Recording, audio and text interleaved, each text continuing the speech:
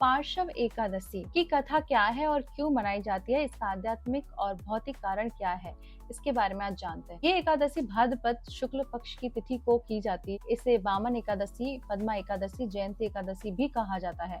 कथा के अनुसार इसी दिन भगवान वामन अवतार में प्रकट हुए थे।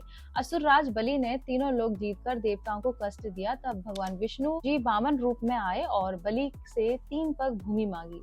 पहले 2 पगों में ही उन्होंने आकाश और पृथ्वी नाप ली। तीसरे पग के लिए जब कुछ न बचा तो बलि ने अपना शीर झुका दिया। भगवान ने बलि को पाताल लोक का स्वामी बना दिया और उससे प्रसन्न होकर कहा, तुम्हारे द्वार पर स्वयं मैं 4 महीने मतलब चतुर्मास निवास करूंगा। इस दिन से भगवान विष्णु शेष शैया पर योग निद्रा में जाते हैं और कार्तिक मास की देव उठनी एकादशी तक सोए रहते हैं। इसका आध्यात्मिक कारण क्या है? अंतर्मुक्ता का समय। चतुर्मास की शुरुआत इसी दिन होती है। ये आत्मनिरीक्षण, साधना, जप और तप का विशेष समय है। मन की विजय। बलि की तरह हम भी अपने अहंकार को समर्पित करें, तभी भगवान हमारे भीतर प्रकट होते हैं। स्वर्ग नरक का रहस्य।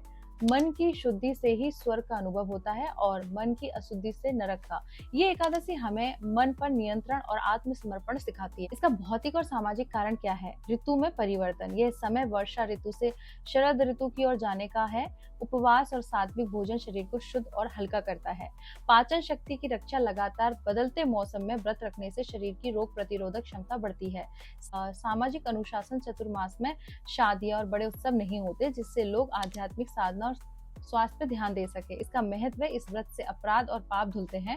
मनुष्य को ज्ञान, शांति और धन की प्राप्ति होती है और सबसे बड़ा लाभ यह है कि ये भगवान के शरणागति भाव को जगाता है। पार्श्व मतलब वामन एकादशी की पौराणिक कथा आप जानते हैं। भाद्रपद शुक्ल पक्ष की एकादशी ही पार्श्व एकादशी कहते हैं। ये वही दिन है जब भगवान विष्णु ने वामन अवतार लिया था। एक समय की बात, असुरराज बलि महान भक्त प्रहलाद के पुत्र ने अपने पराक्रम से तीनों लोग जीत लिए। देवता पराजित होकर भगवान विष्णु के पास पहुंचे और निवेदन किया, प्रभु, बलि ने हमें स्वर्ग से निकाल दिया है, हमारी रक्षा कीजिए। भगवान ने कहा, अभी समय है कि मैं वामन रूप में प्रकट। भगवान विष्णु ने वामन बौने ब्राह्मण का रूप धारण किया।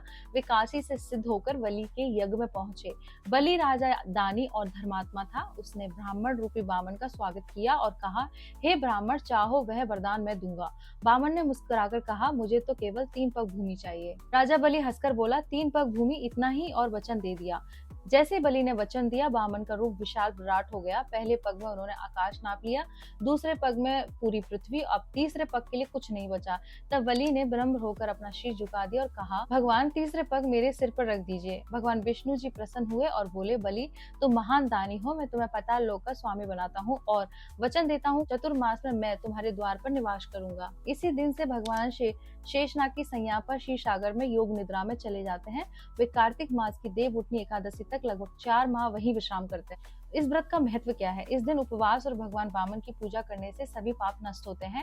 अहंकार और दम्भ का त्याग कर बलि की तरह समर्पित होने से भगवान की कृपा मिलती है। इस व्रत से धन, यश, संतति, मोक्ष की प्राप्ति होती है। इस तरह से मैंने आपको इस एकादशी के बारे में बताया है। इस वीडियो को शेयर कीजिए और मेरे साथ बोलिए, ओम नमः पार्वती पते, हर हर महादेव, शिव शंभो, राधे।